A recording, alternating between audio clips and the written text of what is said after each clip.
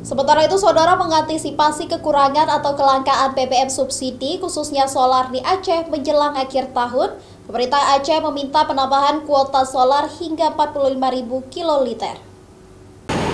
Pemerintah Aceh melalui Dinas Energi dan Sumber Daya Mineral meminta penambahan kuota solar subsidi menjelang akhir tahun ke pemerintah pusat sebanyak 45.000 kiloliter.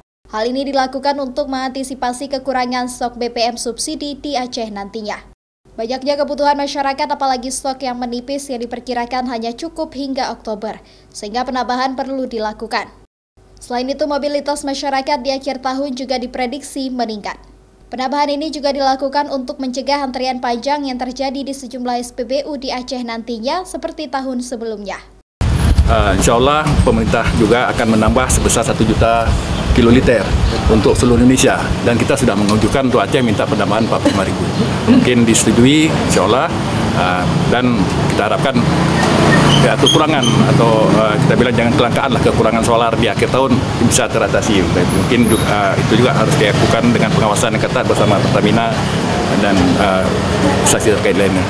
Pemerintah Aceh juga meminta pihak Pertamina dan pihak terkait lainnya untuk melakukan pengawasan peredaran BBM subsidi, khususnya solar, agar tepat sasaran, sehingga tidak merugikan masyarakat lain yang membutuhkan nantinya.